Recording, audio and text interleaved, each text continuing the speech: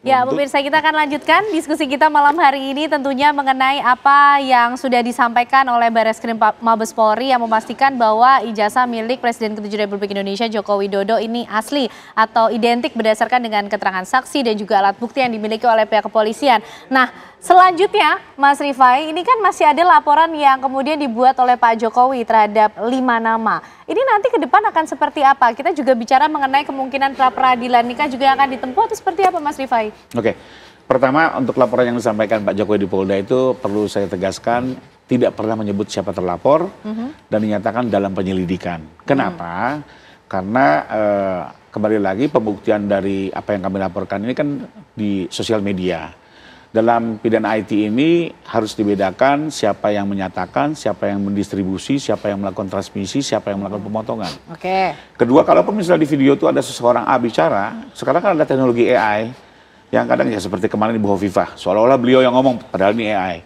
Jadi kami tidak mau tergesa-gesa menunjuk siapa terlapor, kami menyerahkan pada penyelidikan dengan 2 pertimbangan. Pertama, kami menghormati asas praduga tidak bersalah. Kedua, memang Undang-Undang ITE itu sendiri dimensinya cukup luas sehingga biarkan penyidikan yang menentukan. Jadi dan kami juga tidak mau terburu-buru intinya. Oke, baik. Nah, tapi kemudian Roy Suryo dan yang lain-lain ini sudah mulai diperiksa, Mas, mulai dimintai keterangan juga. Gimana, Mas Rifai? Ya mungkin saja ya setelah apa yang kami laporkan dari video-video yang ada, lalu para penyelidik melakukan klarifikasi ya, ini belum apa penyidikan ya, dan itu sah-sah saja untuk agar arah penyidikan juga nantinya tidak keliru kan begitu. Di saat penyelidikan dicoba didengar keterangannya dengan kedua belah pihak, nanti penyidik sendiri akan menentukan apakah ini memang ada mens reanya atau ada sifat jahatnya atau ternyata tidak. Kita biarkan bergulir dan kami menghormati proses hukum ini berimbang, objektif, tidak perlu tergesa-gesa. Oke, baik. Mas Aziz seperti apa nih? Karena kemudian Mas Roy Suryo dan juga beberapa orang yang sudah sempat di-mention ya, kemudian ikut dalam bagaimana kasus dugaan ijazah palsu milik Pak Jokowi ini sempat kemudian dibahas. Ini sudah mulai juga meminta perlindungan mengenai hak asasi manusia, kemudian adanya rasa dikriminalisasi. Seperti apa, Mas Aziz? Iya, jadi gini, yang pertama saya sampaikan adalah perlu dijelaskan juga. Panggilan klarifikasi itu disampaikan objeknya itu adalah kejadian ya di press conference waktu itu. Tanggal 25 atau 26 waktu itu. 25 seperti itu. Nah, kemudian yang jadi pertanyaan dari pihak yang terklarifikasi ini ya, itu memang mereka tidak hadir di situ. Sehingga beberapa menyatakan tidak bisa memberi keterangan apapun. Gitu. Kejadian-kejadian di lokasi tersebut, press conference itu, yang waktu itu membahas soal palsu atau tidaknya ijazah ini waktu itu. Nah, itu dijadikan objek untuk pemeriksaan di tingkat penyelidikan ini awal. Masih klarifikasi lah seperti itu. Nah, jadi Pak Roy Suryo dan Bu Tifa, itu Dr. Tifa tidak hadir di situ. Makanya kemudian mereka bertanya-tanya kenapa mereka bisa dilibatkan dalam hal ini, sedangkan mereka di situ tidak hadir kan begitu. Nah, kemudian mereka menempuh langkah-langkah yang memang menurut saya logis ketika memang ada kan negara ini punya instrumen-instrumen untuk melindungi hak asasi warganya. Nah, itu menurut saya hal yang normatif dan wajar serta harus diapresiasi karena ini kan negara hukum kan gitu tadi. Nah, jadi mereka meminta perlindungan ke Komnas HAM dan beberapa instansi lain yang memang ada relate-nya dengan apa namanya tindakan-tindakan yang memang menurut pandangan dari kami adalah tindakan-tindakan yang menuju kepada dugaan kriminalisasi tadi. Seperti itu, Mbak. Oke, baik. Pak Arianto, ini tahap demi tahap dalam proses hukum yang berlangsung di kasus dugaan kepemilikan ijazah palsu ini kan sudah mulai dilaksanakan ya, begitu. Nah, kemudian kita bicara mengenai peluang pra-peradilan ini dilakukan, termasuk tadi juga mengenai gelar perkara. Pak Arianto sempat highlight mengenai hal itu. Seperti apa, Pak Arianto? Kalau untuk yang itu, yang di Barreskrim Polri ya, itu peluang pra-peradilan ya tidak ada karena belum sampai pada penyidikan kan. Baru penyelidikan. Paling pol dia bisa komplain kemana-mana, saya nggak ngerti komplainnya kemana. Karena itu sudah aparat hukum itu mewakili dari pengadilan pada tahapnya dia berani mengambil keputusan seperti itu dengan fakta-fakta yang ada gitu. Jadi intinya gini, kalau seandainya dibantah dengan berita-berita kesana-kesana itu, itu nanti istilah saya tuh akan memperdalam kuburannya dia itu nanti. Karena gini ya, secara teoritis yang dibuktikan itu tadi ini palsu apa tidak. Ya. Yang satu menuduh Pak Jokowi menggunakan. Yang sini menuduh bahwa ini menebarkan berita bohong. Ya. Memalukan kan gitu. Nah kalau ininya terjadi ini asli, otomatis kan ini pasti terbukti dong. Betul. Nah sekarang ini baru tahap, tadi dikatakan nggak ada pelapornya, terlapornya kan. Karena apa? Yang bisa terbukti ini adalah baru ketemu, oh iya memang ada penebaran isu bohong, bahwa itu asli tapi dibilang tidak bohong. Nah sekarang kita tinggal mencari siapa pelakunya. Nah untuk mencari pelaku itu, Metro selama ini pasti dia menggunakan bukti-bukti awal yang ada. Bukti awal yang ada adalah rekaman-rekaman itu, yang rame-rame itu kan. Nah rekaman-rekaman itu nanti diperdalam, oh ada apa mukanya Pak Roy, ya pasti dipanggil Pak Roy dong. Benar nggak ini Anda ngomong gini ya Mas? Kira-kira begitu prosesnya ya. Kemudian itu ya buktinya itu pun tidak langsung dipercaya, pasti pakai scientific crime investigation, wah mau menteranya kayak gitu ya. Ini AI atau bukan? Anak editan apa enggak? Itu tadi untuk menentukan jangan sampai ini editan seperti saya mukanya di situ ikut-ikut gini. Nah itu jadi. Jadi sekarang ini pada tahap siapa yang melakukan. Gitu. Pasti akan ditelusuri dengan semua bukti-bukti yang ada itu di. Ya. Polda Metro kemarin tuh melanjutkan ini ya penyidikan ini. Menunggu keputusan dari Bareskrim, apakah ini asli apa tidak. Nah, keputusan yang Bareskrim itu jadikan bukti bagi dia untuk berkas di sini. Begitulah saya dulu, kalau dulu saya kan menyarankan ini sebaiknya kasus ini ditangani pada satu tangan supaya nggak kesana kesini buktinya. Tapi karena mereka sudah padanya gitu ya nggak apa-apa sekarang. Ya artinya apa? Bukti di sini dipakai untuk menambah kekuatan di sini. Nah sekarang Polda Metro tinggal melengkapi aja. Kalau dilengkapi itu tadi kemudian ternyata bukti menyebarkan berita bohong dan orang-orangnya sudah diketahui, itulah nanti itu jadikan berkas, dikirim, nah nanti akan diterima jaksa. Ini patut nggak untuk saya tuntut, baru nanti ke pengadilan. Itu yang kira-kira proses yang akan terjadi kayak gitu. Oke Pak Haryanto. Mas Rifai, lalu kalau melihat ini kan tinggal kita tunggu ya bagaimana Polda Metro Jaya nanti bekerja untuk mencocokkan pelakunya kemudian siapa begitu. Karena Pak Jokowi dalam laporannya juga tidak menyebut mention nama siapapun begitu kan. Tapi sejauh ini dari komunikasi yang dilakukan kepada Pak Jokowi juga, apakah kemudian ada niatan untuk sudahlah kita cabut sajalah laporannya, karena tanpa menyebutkan nama loh Mas Rifai. Ini saya mau cerita sedikit ke belakang ya Mbak ya. Jadi 2 tahun yang lalu waktu kami menangani, kami juga sudah memberikan tawaran itu. Apakah kita hanya cukup menghadapi gugatan atau kita rekonvensi, atau juga kita menggunakan upaya hukum pidana. Beliau waktu itu bilang, oh jangan, pokoknya ini selesai, sudah cukup selesai, hadapi gugatannya, tidak perlu ada tuntutan balik, apalagi saya ini presiden, nanti disalahgunakan. Kita benar pun pasti disalah artikan gitu. Lalu setelah beliau lengser beberapa bulan, akhir tahun ada laporan Bareskrim, beliau juga waktu itu masih bersabar. Tidak lama mungkin beliau ikuti dari beberapa sosial media, kok semakin marak begitu kan. Nah setelah itu kami diminta untuk melakukan klarifikasi.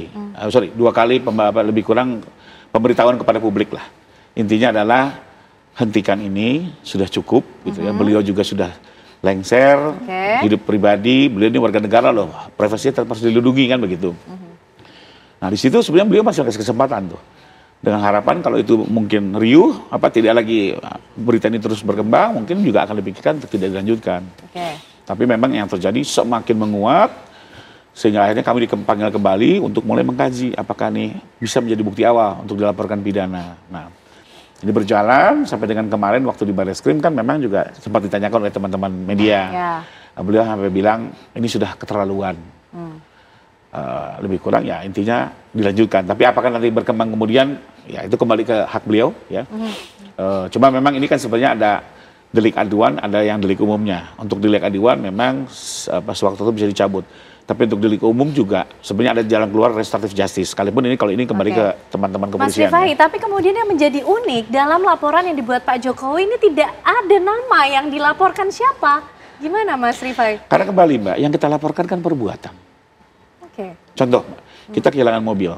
Yang kita laporkan adalah mobil saya kehilangan dicuri orang. Jadi memungkinkan ya hal itu ya? Kita kan nggak pernah tahu. Laporan dibuat tanpa ada siapa nama terlapornya? Setiap hari sebagian besar laporan itu justru terlapornya tidak diketahui lidik. Dalam pencurian, ya, dalam penjabretan atau apa, kita nggak pernah tahu. Tugas polisi lah mencari. Begitu juga ini, ya kami juga tidak mau menduga-duga, kami hormati asas praduga tak bersalah gitu ya, dan biarkan ini bergulir secara hati-hati. Orang yang bertanggung jawab itulah yang dibawa ke meja hijau, tapi untuk orang-orang yang tidak bersalah juga kami tidak mau untuk disentuh. Oke, karena kemudian ini kan kasusnya pencemaran nama baik ya Mas. Artinya betul. Pak Jokowi merasa ada pihak-pihak yang kemudian mengganggu, mencemarkan nama baiknya. Nah, pihak-pihak ini yang dimaksud itu siapa Mas Rifai? Nanti dalam penyelidikan, contoh ya, kita bicara berdua, beliau mengkritik saya dalam ruang tertutup, itu tidak bisa pencemaran, karena diskusi kan itu. Tapi pada saat beliau menyatakan secara terbuka, dan sekarang berarti kembali, siapa yang mentransmisi ke sosial media? Itulah justru pelaku sebenarnya.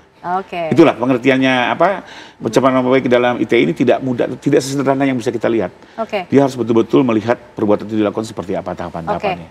Mas Aziz gimana nih? Tidak ada kok nama terlapornya, begitu tidak langsung merujuk pada nama-nama tertentu, pihak-pihak tertentu gitu. Tapi kemudian ada nama-nama yang sudah mulai kemudian mencoba mencari perlindungan hak asasi manusia, kemudian bergerak untuk ikut menghadapi proses hukum yang sudah berlangsung. Gimana Mas Aziz? Iya, jadi memang tadi saya sampaikan bahwa memang kita mengacu kepada panggilan klarifikasi itu. Panggilan klarifikasinya itu kalau kepada beberapa pihak tadi yang kami pertanyakan tadi adalah ketika itu ya, ketika di pemeriksaan bahwa mereka itu tidak pernah hadir di lokasi itu. Sehingga tentu saja ada beberapa pertanyaan, hampir semua bahkan separuhnya itu tidak dijawab karena memang nggak tahu peristiwa itu.